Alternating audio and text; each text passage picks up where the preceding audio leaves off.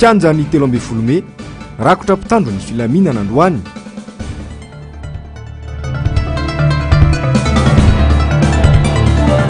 Fahasahiranana miteraka korotana hatrany an-tokantrano hoy ny renim-pianakaviana.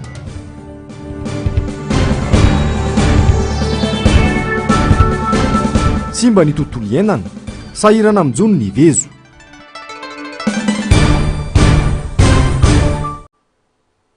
Sabotsy fa 17 ny volana aprily taona 2024 aterina indray ny arahaba tompoko lahy sy tompoko vavy tonga soa ianao ato anatin'ny fotoana ny fampahalalam-baovao hamanasanao ary anaraka izany hatramin'ny farany. Araka ny efa notanterina tamintsika tao anatin'ny fampahalalam-baovao omaly dia nivoaka ny fonjana Tanimora omaly ny olona teo aloha no sandy kandida ho solomam-bahoaka ao amin'ny distrika Antsirabe voalohany Olga Ramalason. Raha tsy aivina dia raharaha efa tany amin'ny 20 taona lasa nandritra ny teteza mita no any ampangana azy ka no hitazomana azy aponja avy hatrany atao arian'ny fiakarany tetsy amin'ny paky ny andro ny ihany andeo raha tsika avy hatrany ny fanadaliana mikasika izay fivoahan'ny fonja omaly izay.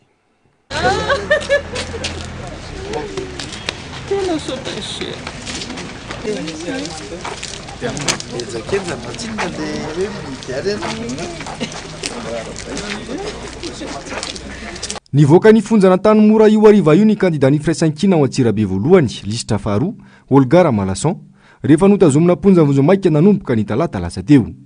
Misaotra an'Andriamanitra lehibe noho ny valim-bavaka noraisina tamin'ity androany ariva ity fa raha namangy an'ity mpanompon'Andriamanitra ity zahay tety amin'ny fonjana Tanimora androany ariva dia tonga dia nivaly ny vavaka fa dia nivoaka ny fonja izy.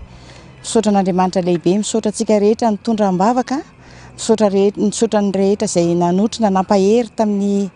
fomba maro samihafa fa dia ity izy ity akaikitsika ity misaotra an'Andriamanitra averiko ihany nivoaka ny fonjana Tanimora izy tamin'ity androany ariva ity dia afaka hiatrika indray zany afaka hiatrika ny fifidianana solombavam-bahoaka any amin'ny faritry Vakinankaratra ao Antsirabe dia misaotra indrindra koa ny firaisan-kina. Tsy natao ampihemotra ny toe-javatra tahaka izao hoy Olga Ramalason. Mila mijorotsy amin'ny tahotra ny rehetra ary ampiseho fahavononana hiara-entana sy hiara-isalahy amin'ny fanatrarana ny tanjona dia ny fanavotam-pirenena. Anatin'ny firaisan-kina raha teo no hery hoy ny fanazavana. Tena faly tena faly misaotra an'Andriamanitra lehibe tokoa fa dia voaka soma tsara hito dia tsy haiko aloha ny tsy misaotra an'Andriamanitra voalohany indrindra dia misaotra antsika rehetrarehetra tapaka sy namana indrindra ireo nitondra am-bavaka sy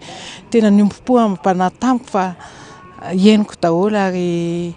tena tonga taty amiko daholo ny firaisan-kina nataontsika rehetra tamin'izao zavatra nanjo zao fa zao no atao hoe tolona ho an'ny firenentsika, tolona ho an'ny vahoaka malagasy fa tsy milavolefiny tsika fa mitoetra izany tolona izany fa atambaro ny hery firaisan-kina no hery. Nanontrona azy teny an-toerana moa ny biro politika ny Antoko tiako Madagasikara notaria ny sekretera jeneraly ny Antoko Rina Randriamasinoro. Profy izao afa ny firaisan-kina avy amin'ny rehetra no azahoana fandresena. Tsy vao izao raha teo no nisy ny Ramatahora sy nitsindra tao amin'ireo masamijoro eto amin'ny firenena. Fahamarinana, fijoroana, fahasahina no takiana amin'ny rehetra amin'izao atolona iarahan'ny rehetra izao. Torana an'Andriamanitra lehibe aloha izany no izao hoe natafavoan'ny senateur izao dia faly tokoa satria raha firy andro izay nitebiteby hoe anahoana ny toy an'ity raharaha ity dia isaorana be dehibe Andriamanitra satria dia tafavoaka soma tsara izy. Ny faharoa manarak'izay dia misaotra ihany koa ho an'ireo filopitarika ny firaisan-kina satria raha nahita n'ireny zavatra nitrangy ireny amin'ny maha-kandidaty azy fotsiny dia tsy namela irery fa tena nanao ny ezaka rehetra mba natafavoana amin'izao vokatra izao dia hoe izao fivoahan'ny senateur izao zany. Isaorana be dehibe satria tsy hoe mipetrapetraka akory sanatriany vava na hoe rehefa tavela-tany iny dia aloha lohany fa zay eto no manao ny tolona fa tena mba niezaka tao anatin'izay firaisan-kina izay mba nanao zay azo atao rehetrarehetra dia hitantsika izao moa zany ny vokatra izay. Isaorana ihany koa satria be dehibe ny olona ny fampiantso tamin'ireny hoe ino ty zavatra miseho, ahoana no avin'ity firenena tsika ity, ahoana zao zavatra misy izao dia ny fampiantso ary samy miteny samy mba hiezaka amin'izay toerana misy azy sy mifanandrify azy mba hanao zay azo atao mba tena hoe hivoahan'ny fahamarinana zany tao anatin'ity raharaha ity indrindra moa isaorana manokana ireo mpamatsy vola sy ireo partenaire atsika ireo a zay nanome toky hoe tsy maintsy hijery nitsangany zavatra toy izao fa tsy amelan'izao andeha rery fotsiny raha tena misy tokoa ny fahamarinana ao anatin'le izy isaorana ihany koa satria dia betsaka reny tompona andraikitra ny fampiantso ny fampiresaka tamin'ireny zay nieno ny feon'ny fieritreretany ka natonga an'izay hoe fahafahan'ny sénateur zay a dia isaorana be dia be ny afatra fotsiny dia zao ny hoe ny tena moa anisan'ny candidat izy candidaty a maro ireo candidat ihany koa zay tao anatin'ny firaisankina lasa nitebiteby sy nanana hiata amin'ireny zavatra antseo ireny hoe ahoana no avintsika reto a fa mampahery atsika rehetra hoe tsika ao anatin'ny firaisankina miezaka tsika fa raha tena miray iny tsika ary firaisankina atsika sy ny firaisankina ny vahoaka malagasy a dia tsy maintsy andraisy ny fahamarinana eto amin'ity firenentsika ity fa mampahery atsika rehetra ny tolona mitohy ninninona zavatra miseho eto amin'ny firenentsika dia alohantsika manana courage foana satria izao nahazo an'ny sénateur zao nahazo anay tamin'ny fotoan'andro a nahazo an'ny rehetra ihany koa dia fisedrana ihany koa reny amintsika hoe manao antsika fa ilaina ny firaisankina atsika ary rehefa tena miray intsika dia mino aho fa andresy ny fahamarinana eto amin'ny firenena Ratsaivony raha resaka tany 70 taona ny lasa no nofongarina ny anjehana ity kandidat ny firaisankina tao Antsirabe voalohany ity tranga izay nanaitra ny maro indrindra ireo mpahalalana teto amin'ny firenena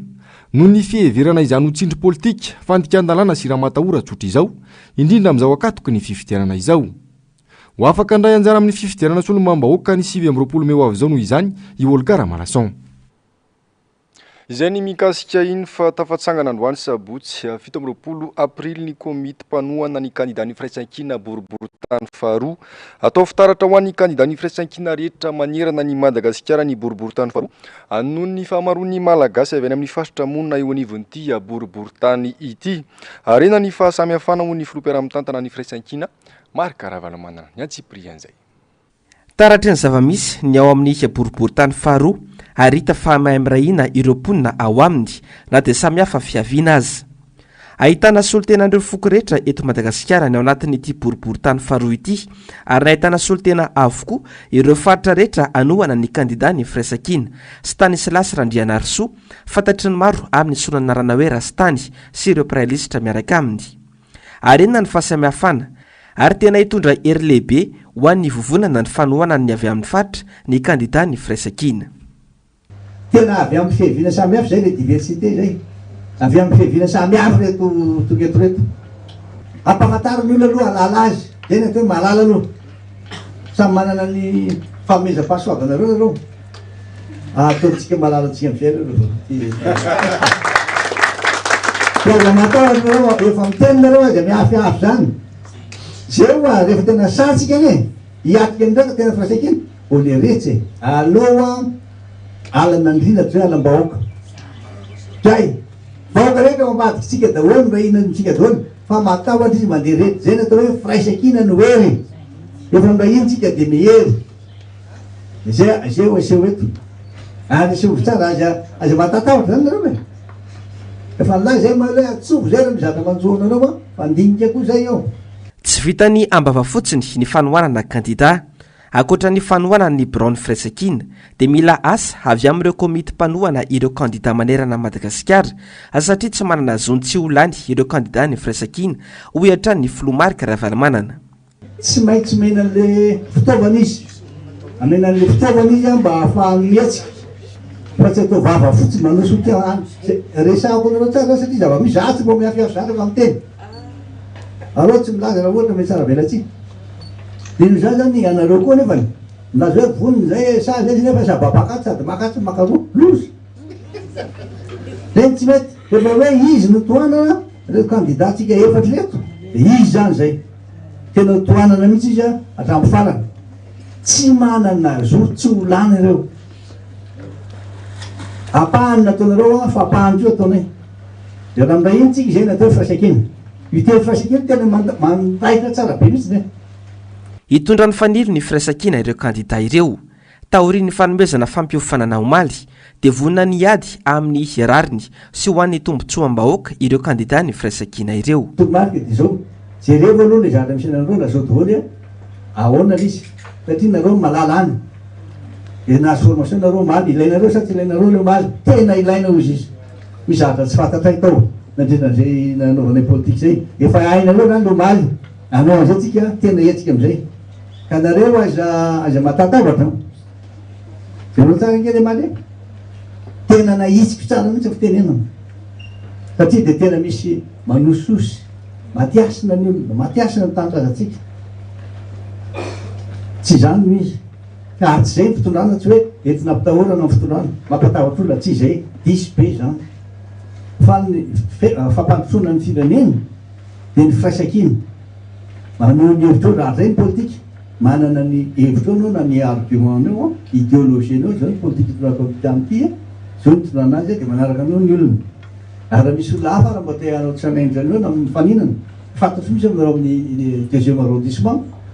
fa mba misy ty tsapany elona izy fa visy miverina azy ray matavitra nareo zany foana ny leadership tsy maintsy misy foana manao zay tsy aindray tena te tsara indreo reny mpanao boxe reny fa tsy aresa anareo misy reny akory anareo zavatra fa ambe tsy aresa anareo reny. Vao miteny hoe boriboritany faharoa dia fa samy hafany ny fiavian'ny mponina ao aminy nomby ao an-tsaina vetrany. Ery lehibe ny fanohana ny isam-paritra izay mivondrona ao anatin'ny komity mpanohana andrasitany sy nyprelista aminy. Tafatsangana andrano moa ny komity mpanohana. Efa raha mahita fa latsaka katerena tanteraka ny firenena ary mijaly ny vahoaka malagasy noho ny afitsoko ny tsy maty manota. Mila fanomezan-tanana isika ao anatin'ny firaisakina maha-malagasy. Anoa ny tolona ho any amin'ny fanovana. Aza mitazapotsiny fa mandraisa andraikitra isika olo-pirenena. Manainganao zay mbola manapanay ho tonga anao aneo ny safidinao amin'ny fifidianana solom-bavam-bahoaka amin'ny fahasivy amby roapolo volana me efatra amby roapolo sy roa arivo ho avy izao. Ny fifidianana no ahafahantsika manao izay hery ny vahoaka maro anisy izany zay miaina ao anatin'ny fiforetana anaty. Manambara fa mitsangana amin'ny fomba ofisialy aneo ny komity manohana amin'ny firaisakina eto amin'ny boriboritany faharoa ka miantso ireo hery vonina rehetra izay vonina sy fanometanana hanatevina izao komity izao. Manambara ihany koa fa izahay dia malohana tsy misy fepetra ny député rastany sy ny mpiaradia aminy ary ezaka hanampy azy ireo amin'ny herina rehetra ho tombotsoa ambony ny firenena malagasy. Ko miantso anao hiaradia aminay fa mila anao ny tanindrazantsika. Mila antsika jiaby tongava mifidy fa misy lanja lehibe ny safidinao ary ny safidy ho ataonao ho anao sy ny taranakao. Ny firaisakina no hely. Makasiraka. Nakasitraka ireo rehetra mpanohana moa ny kandida rastany sy ireo prelista aminy ho modely ho a Madagasikara sy ny distrika rehetra ao aminy ny boriboritany faharoa ary izay indrindra ny tanjona hoy Stanislas Randrianarisoa na i rastany. Raha jerena koa ny zava-misy eto Madagasikara tao daholo na ny université na ny ransotrotsika mamelatsika era-tany arivo sy ny tany sy ny rehetrarehetra ao koa ny nateny mahazo arivo milimo ataontsika toy na ny rovary de zay nahatonga ny miady fotra zay aloha totsika sangany ary modely ny ambotro ataontsika firaisana ambotro ataontsika modely de zay nahatonga zay hoe nanao exemple mbo italiana sotra ny président tsika tena tsy rafaka fa nahatsodrano sotra ny olotsika ao amin'ny firaisakina ray aman-dreny firaisakina fa de tena manana ray aman-dreny tokoa anay ary tena hiady tokoa ny zanakareo satria manana ray aman-dreny miaro anay asanatata makisana minita anareo manao zay tratany aminay zay de sady teny président ho tsy fitavava fa sady misaka atsika nampivava manapesika Andriamanitra sotra. Nanotrana ny fananganana ny komity mpanohana ny kandida ny firaisakina moa ny filoha mpiara-mitantana Marc Ravalomanana, solitena ny cité ny Randrianasoa ny Aiko, Rivo Rakotovao, filoha nasionaly ny HVM, Paraina Auguste, filoha ny Tsaratafina. fa nampametram-panontaniana ny maro ny fahitana mpitandro ny filaminana tamin'ireo toerana vitsivitsy teto andrenivohitra androany isan'izany tetsy amin'ny kanja ny 13 Mey raha ny fifampiresahana sy ny fanadihadiana natao dia misy amin'ireo mpitandro ny filaminana tonga teny an-toerana no tsy mahalala akory ny asa-panaovana azy ireo fa dia hoe miandry ny kanja ny 13 Mey fotsiny izao no baiko hafahafa kosa ny zava-misy ny mpanao politika Aparaina Augusta raha nanio ny heviny momba izay zava-misy izay azero manimenjanary sy tahiriny aina. Nivoaka ny kazerina indray ny tafika androany feno mpitandron'ny filaminana ny tanàna toy ny tety amin'ny kanja ny 13 Mey samy nametra-panontaniana ny rehetra manoloana izany hoe misy mpanany bohitra sasa natrika hiaka-bohitra andravatanana ny dahalo atreto manko dia tsy misy filazana etsika na fitokonana izay manko no nahafantarany maro ny fivoahan'ny tafika toy izao eto amintsika mahalasa saina ny zava-misy hoy kosa i Paraina Auguste manjaka isaky ny elakelan-trano ny tsy fandriam-pahalemana ny tantsa any ambanivohitra mandry ravoloha ny faritra sasany anjakany fakanankeriny saingy analakely no ivangongony ireo mpitandron'ny filaminana fa misy zavatra loatra ny hafahafa be ao analakely ao fa feno maramila indray ka inona ny kilikitira inona io resaka mpivarotro ve io problema io sa fa dia resaka mitoy ihany le fampitahorana hoe anareo tandremo aza misy miesika anareo fa zahay mbola eto zany aloha dia fa tena mauvaise gouvernance ny sécurité rurale ny fandriam-pahalemana ambany volo agny tena manzeky avangongonao analakely sa tany mino daholo ny force de l'ordre mandeha fosiny resaka siosio resaky ihany angaban'io zao le maramila koa moako dia hoe tandremo président fa misy zavatra on'izao mato le fasho io safeno fa mandeha aby la resaka maleta mio na resaka ino dia tena hoe ohatrany mampalahelo mahagaga le izy fa dia feno gnao an'izay mandalo ao nanamafy ny tenany fa izao endrim-pitantanana izao no ilana solombavam-bahoaka afaka manitsy ny fitondrana manana ny asany tafika fa tsy natao ho mpiandry ny kanja 13 Mey ho hiatrany ny fanazavany misy le député hoe sy miteny izao tsy mahazo manakena izao satria message natao tamile resaka hoe razana masoa Kristine iny enareo angeky raha ty amin'ny candidat mpazakagna enareo sy mahazo manakena anareo sy mahazo miteny anareo reo miteny da le fagnaria amin'ny HCC dia asorony ino ary mitadavasika député ohatran'izany député ho asorony ohatran'izany na izy sy miteny misy izy zany ampedimy taogno sy manakena ngamba gne député sika reto so angamba fa zay ny tena marina ireo ny tena sahanakina anao ny asa mahasolombavambahoaka anazy ka izay mahatonga anay hoe aleo angambany mba député ohatran'izany ny tsara isolo tegna asika vahoaka any amin'ny assemblée nationale mbola azo atao tsara ny manovany zava-misy ianany vahoaka malagasy amin'izao ho iatrany ny fanazavany tokony avitrika ny rehetra amin'ny latsabato ary tokony iomana amin'izany satria fomba iray ahafana manovany fitondrana amin'ny alalan'ny député samy teny ny tsy mety ataony io fitondrana io zavatra tokony mbola azo ovany zao situation misy zao zavatra rano izy ve dia tsy misy rano tsy mandeha électricité rano manosea zay io misy en province agny seto any fa maro partout fa dia isan'andro zao moa dia rehefa tonga ny alohan'ny élection dia misy inauguration atao sy fanaova trano atao hoe développement lalagna aloha atao énergie gnatao ary sy énergie zirona koa éclairage regny angabandrama ary avidy ry analakely ry any io aloha mba mino ihany ny teny manam-pahaizana ary eto koa zao dia misaotra an'ireo manam-pahaizana tamin'ny lalagna le misoro tao amin'ny la rotonde fa mba mahavelombolo regny satria zay koa moa ka tena sisy hevitra zay mialangalagna ny manam-pahaizana dia avelagna izy anao zay sitrapony ary izay ny zavatra dadiavina ary zay mahatonga anazy manao provocation io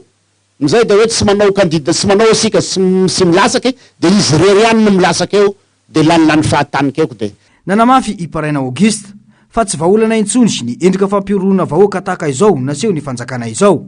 rano tsy misy dia le stazy manjaka tsy fandriam-pahalemana mandripaka ny vidim-pianana midangana no ilay ny vahoaka vahaolana amin'izao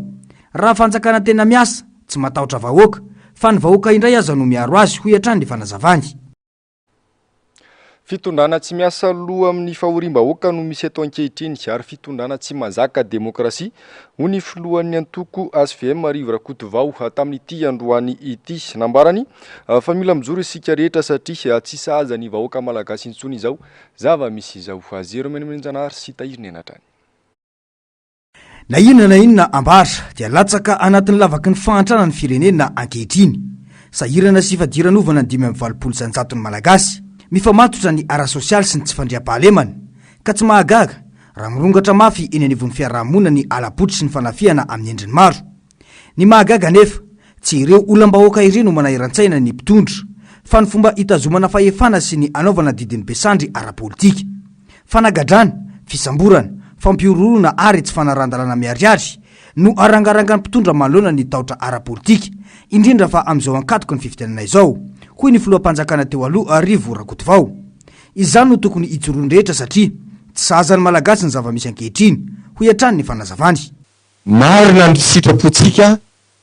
mba vetsivetsym-panahintsika dia mba olona nara-dalàna na mpitondra na mpanohatra na iza dia mba zany ny vetsivetsym-panahin'ity malagasy ty hoe fa mainona ka itsika ny tsy mijoro anatin'ny fahamarinana fa mainona raha velisafidy malalaka ny olona amin'izay tena hafapony rehetrarehetra dia manaja an'izay lany eo. Tsy milina efitsika fa afaka ray volana no tongo zany mahita an'ireo zavatra ataon'ireo manam-pahefana ankehitriny. Dia momba antsika zany nomanina fakamely io marina fa teo pasteur fa reo velesiny valany vy aza amena azy tsony navalana aza amena velesiny tsony navalana. Tsy zao ny sahazan'ny malagasy tompokoa. Tsy mpitondra anao kipeopeo izy mazengany zay. Tsy mpitondra andeana andraotra fahefana foana. Zany foana ve ny fady miasa neto ifanagadra lava eto ampeky zay. Zany natonga ny faizakina, zany natonga ny ray aman-drentsika ireo andao tsika hiatrika fividianana fa ampy zay ndao tsika mba hanova efa samy mitondra daholo ny akabiazany. Tsy mahagaga raha lasa leo politika ny malagasy. Politika ny fitaka no naseho ny mpitondra teto nanomboka tamin'ny tetezamita nitohiny tamin'ny fandraisan'ny fahefana ny taona 2024 ka hatramin'izao.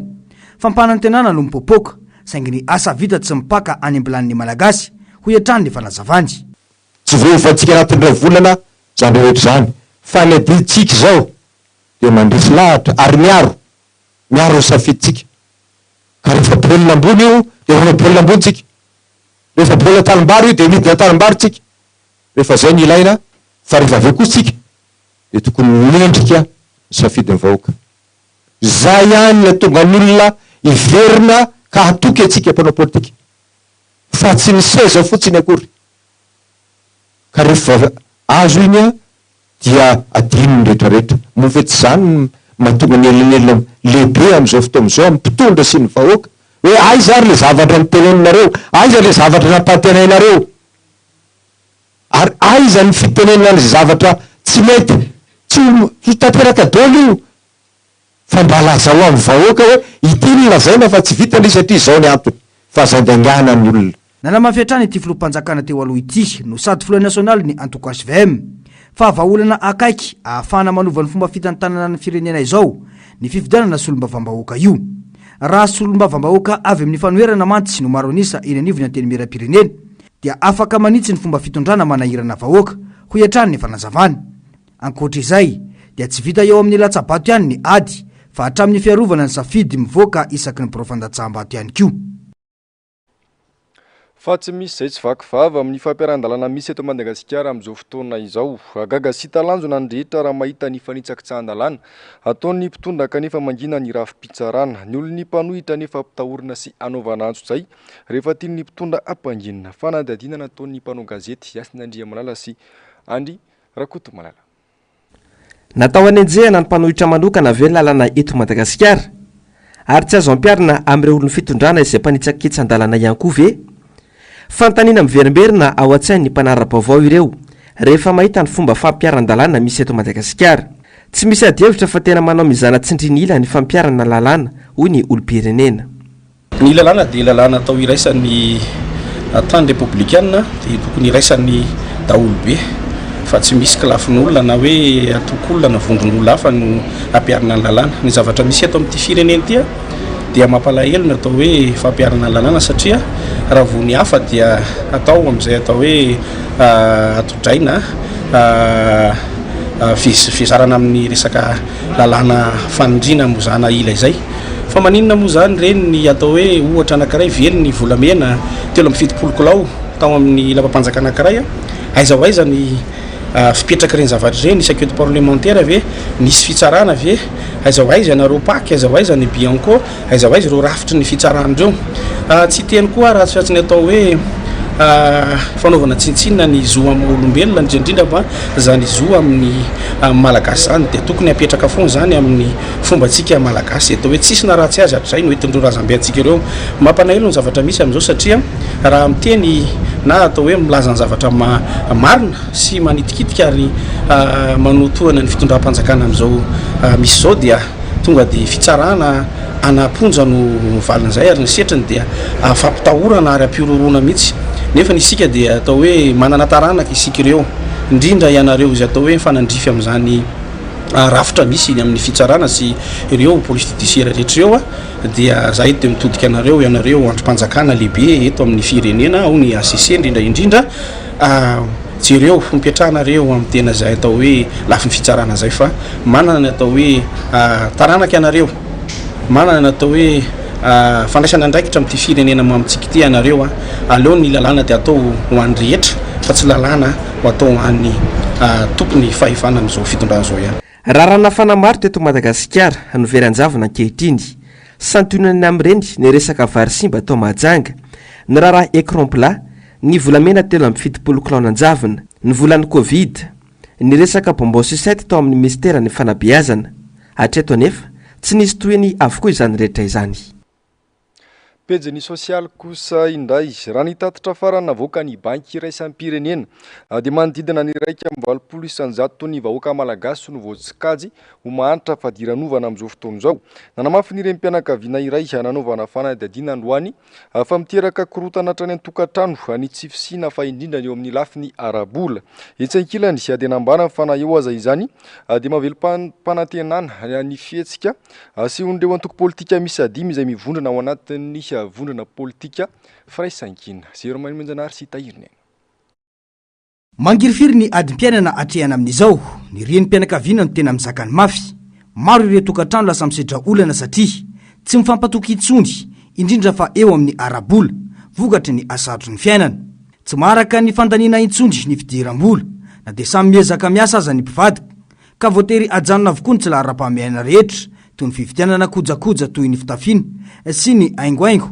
Eny fa na dia ilaina amin'ny asa aza izany indraindray ho ihany ity renim-pianakaviana iray raha ny jorovavolombelona amin'ny zava-misy iainana ao an-tokantrano ankehitriny. Leo saingy tsy afaka manoatra hoy ny fanazavany. Zahay reny zany efa sasatra amin'ny miady amin'ity fiainana ty ary efa tsy izao tsony efa ela zany 70 taona zany angamba efa bebe ihany zay tsy izao ny ainana hatramin'izay efa tsy mety tsony tokony hisy fiovana ary zany fiovana izany mifototra amintsika reny zany ary zay nitsanganana eto. Voalohany aloha ny angatahako amintsika reny dia ny safidy. Aza mihemitra amin'ny hoe tsy hifidy fa ohatran'izao ny fiainana. Tsy fa ny voalohany ao anatin'ny fotsika reny raha te hanonditra ny firenena tsika, raha te hampisondrotra ireo taranakitsika dia ny hoe hifidy za ary ty vatoko ty ny hanova ny firenena. Na izany aza nefa dia mahavelom-bolo ny fanehoan'ireo antoko politika manohitra izao fomba fitondrana tsy mahasovahoaka izao ho hiatrany ny fanazavany. Tsy ny vehivavy sy ny renim-pianakaviana ihany no mila mifanohana ao anatin'ny firaisankina amin'izao fotoana izao fa tairina ihany koa ny tanora izay maro koa no mitaingy tamboho fotsiny noho tsy fisiany asa na dia manana diplôma ambony aza ho hiatrany ny fanazavany. Ny firaisankina ny tsara indrindra hanovatsika izany ka miangavy atsika rehetra hanohana ny kandida miaraka amin'ny firaisankina ary manaraka izay ho anareo tanora satria reny tsy maintsy miresaka aminareo tanora aza de manao tsy miraharaha loatra rera tanora e. Raisina indraikitra ho anao fa ny ho avinao no itsanganana ireny ka mitsangana itsika tanora. Ao amin'ny boriboritany faharoa no misy ity renim-pianakaviana ity ary nanamafy ny tenany fa anohana ny kandida izay atolotry ny vondrona firaisan-kina mba amonjeny ny ho avin'ny taranaka faramandimbony. Tsara ny manamarika fa mitondra ny laharana voalohany ny kandida firaisan-kina ao amin'ny boriboritany faharoa izay tarian'ny Stanislas Randrianarsoa na Irastany. Eo amin'izay pejiny sosialy izay hatrany miapotika ny fiveloman'ny fokovezo izay miantehatra betsaka amin'ny fihazana sy ny fanjonoana an-dranomasina. Raha ny nambaran'ny fikambanany zanak'ivezo rantsana Antananarivo dia ezaka manokana ezaka zany zanak'ivezo amin'izao fotoana izao ny fambolena alaonkona ny mangrova ankehitriny. Asin'Andriamanala sy Andry Rakotomalala. Tsy afa-belany sady tsy afa-miala amin'ny fiovaovaon'ny tetry ny andro ny fokovezo izay mivelona betsaka amin'ny fizahana sy fanjoroana an-dranomasina. Noho izay fiovaovaon'ny tetry ny andro izay dia voatery mandeha lavitry ny morontsiraka ireo mpanjono vao afaka mahita izay tadiavana. Noho ny fahasimban'ny tontolo iainana ny resaka changement climatique misy impact be dia be amin'ilay izy dia somary sahirana ihany le vezo satria efa mandeha lavitra mihitsy izay vao mahazo tsonjo zany hoe mba hafahany hamidiny avy eo. Fa na dia zany miezaka ihany ny ray tsy maintsy mamelona ny ankohonany dia mbola manao izay asa zay hatramin'izao. Misy ihany koa ny projet maromaro, misy association maromaro, misy coopérative maromaro izay manampy azy ireo fa misy manao fitsandrana resaka alga, ny sasany momba fomba hoe ahoana ny ahafahana mi-conserver reny poisson reny, misy koa mikarakara resaka lalam-barotra efaka mifanampy amin'ireo foko ireo. Zay zany hitako hoe manomboka mahatsaratsara an'le lalam-barotra sy fomba fiainan'ireo foko. Azakazaka araitosika ataon'ny fikambanana ankehitriny ny fambolena alaonko na mangrove ahafahana mamerina farak'izay aingana ny fiainan'ny zavamananaina iveloman'ireo vezo. Dia ao anatin'ny statut dia io fikarakarana sy ny tontolo sy sin-dranomasina io. Ohatra fotsiny zao raha tsy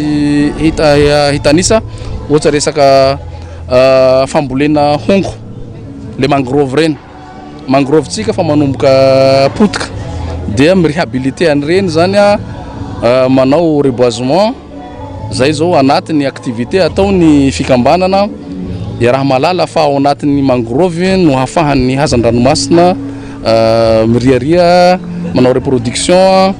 Zay zany tena zava-dehibe dia tsy maintsy amin'ireny habitan'ireny ressources halieutiques reny zany no hatsaraina mba hahafahana mamerina an'le fisian'le ressources. Ao atsimo andrefa Madagasikara no tena ahitana ny fokovezo ary mielipatrana manerana ny lavalosy izy ireo ka maro amin'izy ireo no mipetraka eto andrenivohitra. Ho an'ireto farany dia nitanterahana androany ny fiampiarabana ny taona noho ny fatratrarana ny taona vaovao.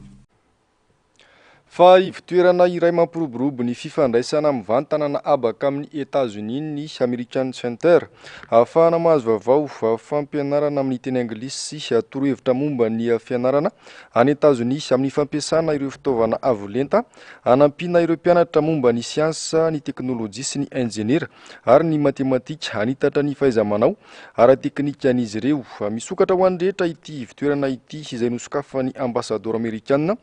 Pierre Angelo sy ny mpanolontsaina momba ny serasera sy ny kolotsaina ao amin'ny ambasady amerikanina tamin'ny fomba ofisialy omaly. Noavozina ny ivitoerana American Center Antananarivo homarika amin'ny ezaka ampiroboroboana ny fifankazahoana sy ny fiarahamiasa ary ny fivoarana eto Madagasikara sy ny any ivelany ho ny fanazavana. Fa iverenantsika vetivety ny pejy politika manoloana indrindra ny fiatrehana ny fifidianana izay ho solombavambahoaka ny 2020 ny volana May avy izao dia nisy ny fionana teo amin'ny kandida atolotry ny vondrona firaisan-kina sy ireo tanora tiako Madagasikara sy ny firaisan-kina atao amin'ny boriboritany fahaenina. Fifanomezana toromarika sy paikady azahoana manatratra ny tanjona no natao nandritra izany zero manomezana ary sy tahiriny. Tanjona ny anaovana podro ho an'ny kandida izay atolotry ny vondrona firaisan-kina izay mitondra ny laharana fahaenina eto amin'ny boriboritany fahaenina Ambohimanarina. Tsy vitany resaka ambony latabatra fotsiny anefa izany ka antony na tonga ny fivorian'ireo tanora dimy sy ny tanora firaisan-kina eto amin'ny boriboritany ity ireto. Tonga niatrika ity fotoana ity avokoa iresolo tena pitarika isaky ny fokotany ato anatin'ny boriboritany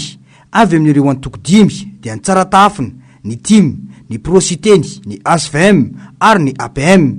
Nanamafy ireo listra izay tarihy ny todsoa Andriamampandry fa adidy goavany no miandry manoloana ny fahasahiranana atrehan'ny vahoaka izao.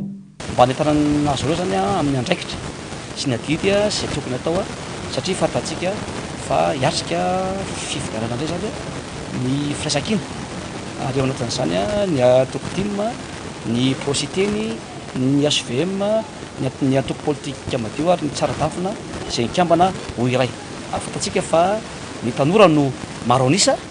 eto Madagasikara ary indrindra eto Manarina dia androany zany ny fanamafisana ny fiara-miasa amin'ny tanora ary ihany koa zany mba ahafahana ny miara-misalaha amin'ny fahaletanana maro isan-karazany satria ireo tanora ireo dia efa niara-niasa akaiky tamin'ny tenako, tamin'ny mpiara-miasa amiko hatramin'izay ka hatramin'izao satria efa nijerevana foana izy ireo na teo amin'ny lafiny fanatanjahanteny zany na teo amin'ny lafiny fanabeazana na ohatra teo ny cours maimaim-poana amin'ny teny anglisy, amin'ny teny allemand, eo ihany koa zany ny cours maimaim-poana amin'ny CPE, BPC, baccalauréat, eo koa ny fanafanana maro amina tetika asa amin'ny fitadiavana asa zany dia izay natao teto Ambamanarina ary anisan'izany nampiofana an'izany koa zany teto amin'ity sekoly Rossignol izay anisany nanaovana an'izany fanafanana maro ho an'ny tanora teto Ambamanarina zany. Dia androany zany dia sady fiarametana no firaisan-kina no nambarana ny hery sy toromarika zany mba ahafahana mampandresy ny kandida ary fatatsika fa ny tanjona dia opodro ary miara-naiky zany rehetra fa dia hiarisana daholo zany hifanampy amin'izay fanohanana sy fampandresena zay. Fanehoana fahavononana sahady ny fahafenoa ny efitrano tahaka izao saingy mila arahinasa izany ho hiatrany ny kandida todsoa Andriamampandry ifanohany isika ary ametraka paikady mba ahafahana mitondra fiovana eto amin'ny firenena ho hiatrany ity kandida ity. Fa afaka ny hiatrika ny lalao ampavalon-dalana amin'ny fiadina izay ho tompon-daka iran-tany amin'ny adevitra amin'ny fiteny frantsay na ny championnat mondial de débat francophone an'La Haye i Madagasikara amin'ny alalan'ny Université catholique de Madagasikara sy ny Université n'Antananarivo rehefa tafita tamin'ny fifanitsanana tamin'ny taon-dasa. Raha ny zava-bita teo amin'ny larana fahatelo no nisan'ny UCM raha faefatra kosa ny Université n'Antananarivo ka nahazahoana izy ireo ny tapakila afaka niatrika ity fifaninanana ity. Omaly ariva. Maresaka iraisam-pirenena mbola mivaivay ny ady eo amin'ny Rosia sy Ukraine amin'izao fotoana izao. Omaly alina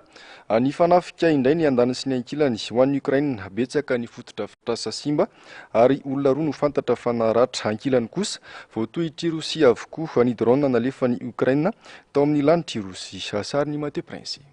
Tompam-pikarana angovo misa telo Ukraine indray no notafian'ny Rosia omaly alina ifoha androany sabotsy. Fitaovana maro no simba ary olona roa faravakely no naratra ho ny ministry ny angovo Ukrainiana. Misilina 430 no nikendra ny Ukraine ka ny 120 amin'ireo voatifitra ny tafika Ukrainiana avokoa. Efa nanakaiky ny sisitany ny vondrona Europeana ny tifitra misilina nataon'ny Rosia raha ny filaza ny tafika Ukrainiana. Voakasika ihany koa ny tao Kiev reny vohitra Ukraine ka niteraka fikorontanana ho an'ireo mponina sasany tany an-toerana. Voaterina findratoera-pitsaboana hafa azo antoka ireo zaza notsaboana tao amina hopitaly iray tao Kiev satria atahorana mafy nisian'ny tifitra misilina ataon'ny Rosia amin'ny hopitaly io. Farotra maro ny Ukraine raha teo no efa tsy misitraka herinaratra intsony noho ny fahapotehan'ireo tompam-pikarana angovo any an-toerana. Ankilany nilaza ny tafika Rosiana fa nahavitana nakana drone Ukrainiana miisa 70 tao amin'ny lanitry Krasnodar farotra Rosia omaly alina. Hatreto aloha izany mbola mafana ny ady amin'ny Rosia sy Ukraine. Mitohy ny fifamaliana ara-tafika sy ara-pitaovam-piadiana na dia misy aza ny fifanarahana samihafa izay mbola mendrika ady mangatsiaka ny ambadika any. Tapitra trondray ny fampalalambavao tompoko lasy tompoko vavy ankasitrahana fenonao fa niaraka taminay hatramin'ny farany toy ny mazatra dia ny fandarana ona marina sy ny Global News no arainao vetrany aorian'izao fampalalambavao izao fa mission impossible io kosa ny lohatenin'ny horonan-tsarina amin'izao atolotry ny MBS anao amin'ity androany ity ny tenako mametraka ny mandrapitafa tompoko lasy tompoko vavy.